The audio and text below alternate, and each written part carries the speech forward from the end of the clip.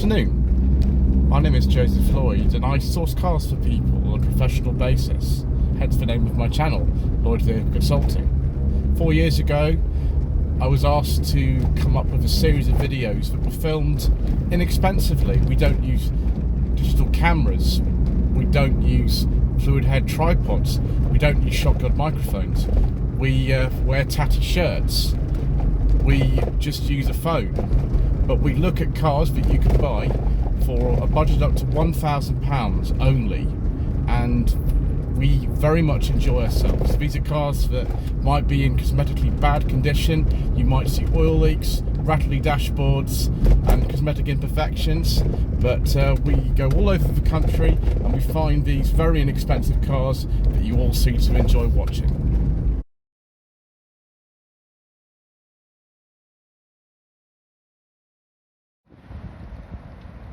Unfortunately, viewers, it is a bit windy here today, and yes, we are in a supermarket car park, but whilst I'm on this trip to Dudley, I've been filming at Summit Garage over the last couple of days. I've remembered that one of my viewers had offered me something very, very special in the area, so I got in touch with him, and we just met up, and here it is, a 1998 Mazda 626 2-litre SE automatic. This is a car that's really forgotten by most people. It's also quite a work in progress. This side of the car has needed some paint, and it's not finished yet, so it's all been sort of rubbed down in the process of being done, but that is not finished yet, which is why it looks like that. But a survivor car. This car costs under no budget reviews money, so we're actually behaving ourselves once in that respect, but it is the top of the range car for the year. This has a 134 brake horsepower 2-litre engine, and it's got a leather interior, which is good, and also some fake wood, so lots and lots and lots of lovely options. The thing is though, I used to drive one of these, and it was for a very unusual reason as well, which I will go into a little bit later. So this was the last generation of 626. It was produced between 1997 and 2002, although I think in some places it continued to 2005. We'll look inside.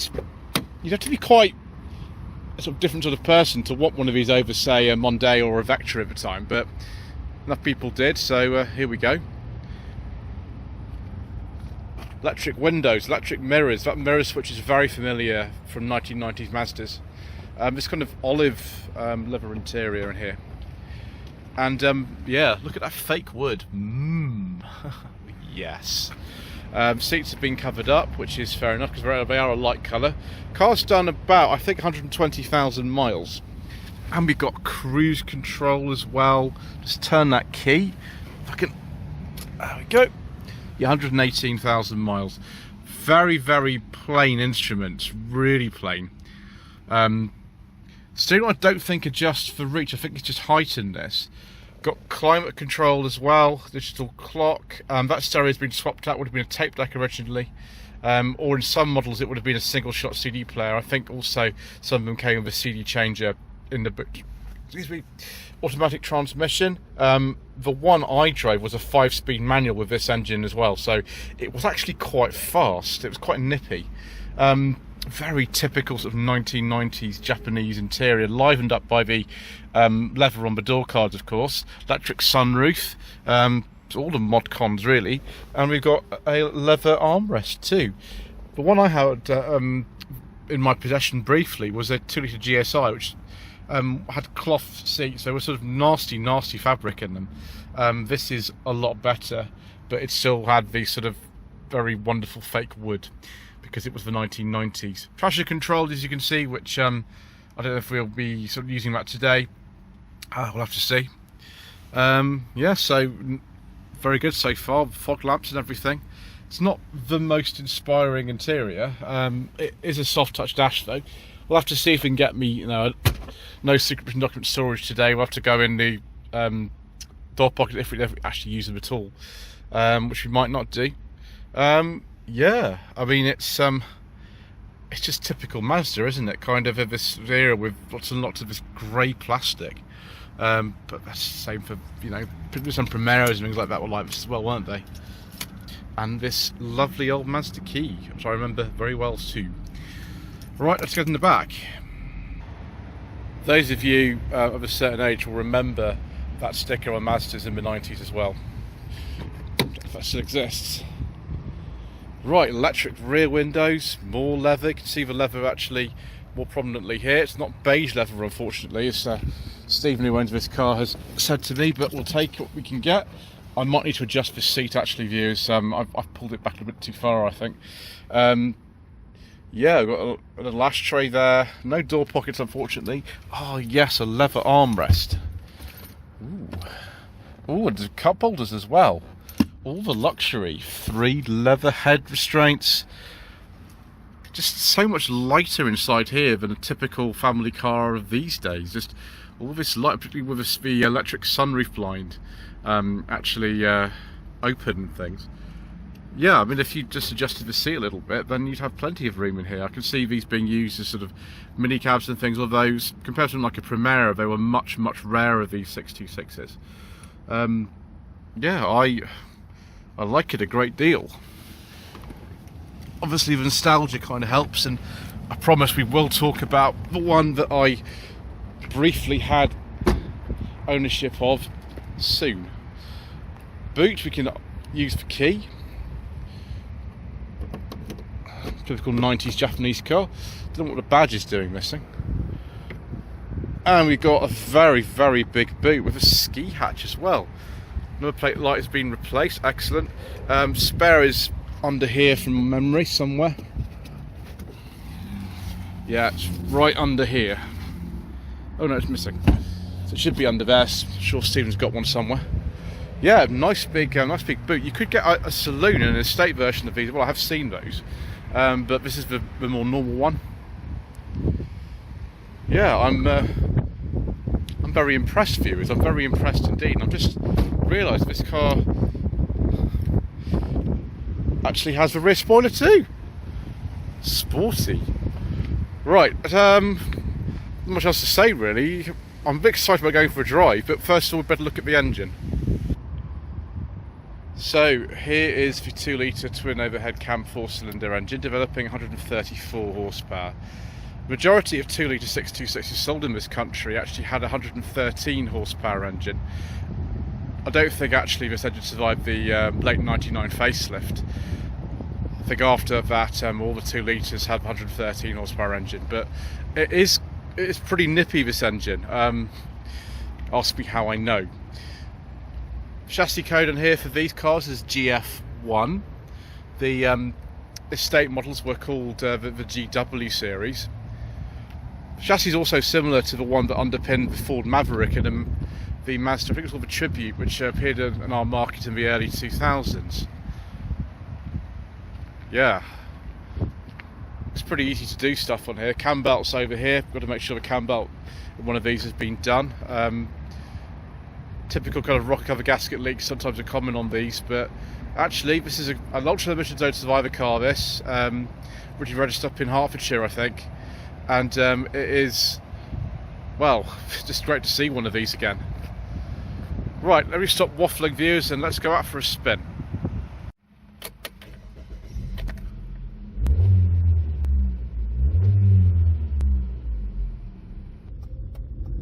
So this car is awaiting a new exhaust section. There is a little bit of a blow from it, which explains some of the sort of vibration things.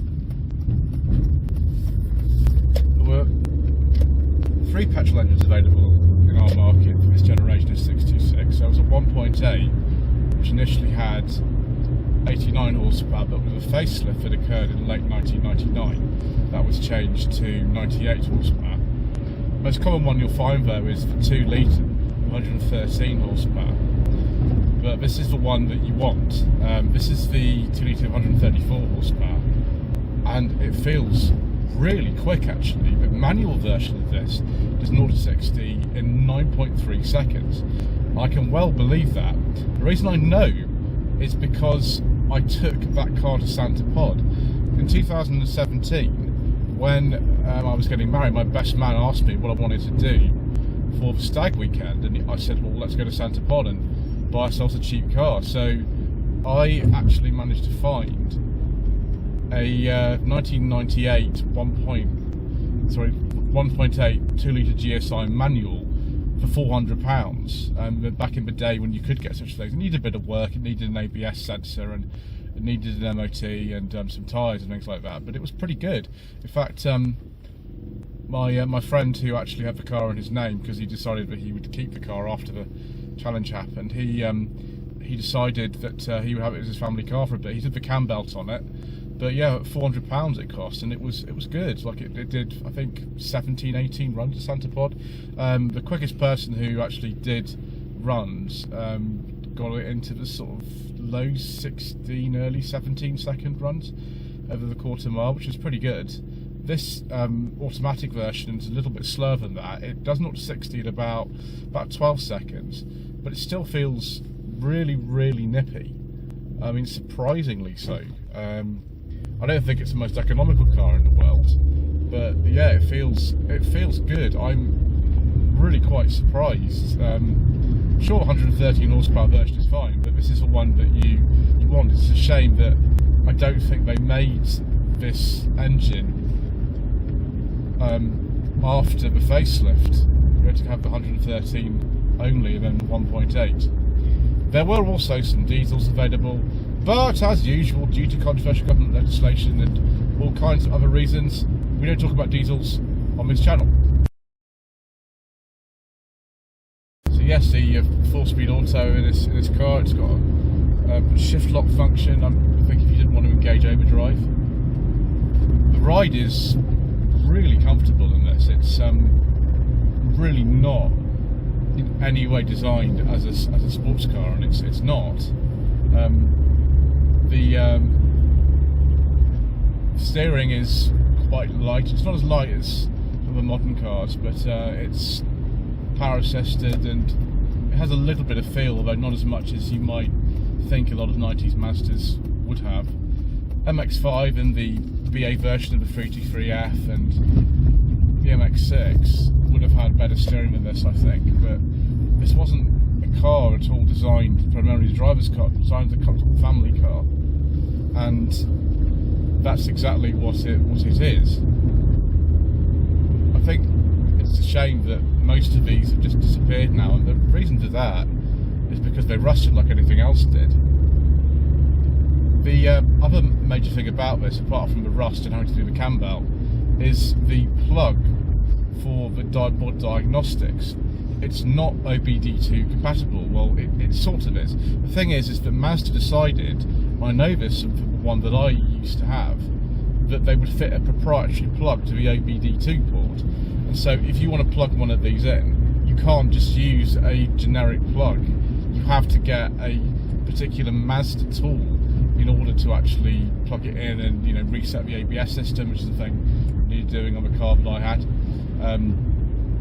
So that's just something worth bearing in mind. But I kind of want one of these cars again now. I really do.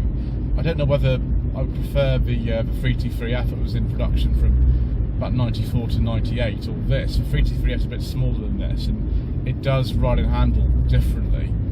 But this is still pretty good, particularly with this engine. The only thing is I would say is a gearbox, which is a 4-speed. It just seems to want to change up a little bit too early, and so we're in this situation now. We're going up this hill. We're only doing about 30 miles an hour. The gearbox is hunting around for the right gear. It might need a transmission service or something like that. I don't know, but it is just an amazing kind of survivor car. And I'm really grateful for Stephen fitting me in at short notice and offering this to me, because it's making me feel all kind of nostalgic for this sort of period when, you know, we had this kicking around, my friend and I, and we used to just use it and abuse it, and it just put up with all sorts of abuse. It put up with, you know, 18 runs at Santa Pod, his family life, all that kind of stuff. We didn't even pay £500 for the car, and it was, I think, quite a low mileage one. It had done something like 70,000 miles, and it had just 2 owners from new. One of the reasons we bought that one was because it had a new clutch in it, so all those, you know, kind of racing starts that we did at Santa Pod, it copes with them really well. I'm glad we changed the cam belt eventually, because we eventually found out that it was the original cam belt inside, which is not the best really, but apart from that, yeah, it was pretty good. I don't know what's happened to it now. It was a long time ago, but yeah, these are just completely forgotten now by most people in this country. Very kind of typical styling of the period, and just a little bit maybe anonymous just to most people, so we don't even remember them, but I mean I obviously do. It is just a fantastic car really.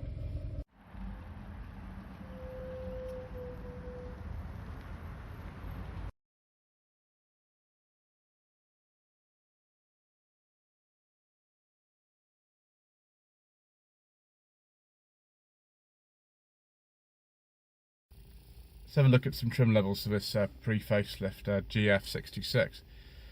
The main ones were LXI, GXI, GSI and SE. All of them actually came with standard air conditioning, which was good. The GSI and the SE models are the ones you probably want. There were also special editions. I don't know why they need special editions of a car that didn't sell a lot in this country, but there we go. The Aegean, the Celebration, the Intrigue and the Phoenix. The post-facelift ones have slightly different trim levels. So viewers, should you consider a final generation Mazda 626?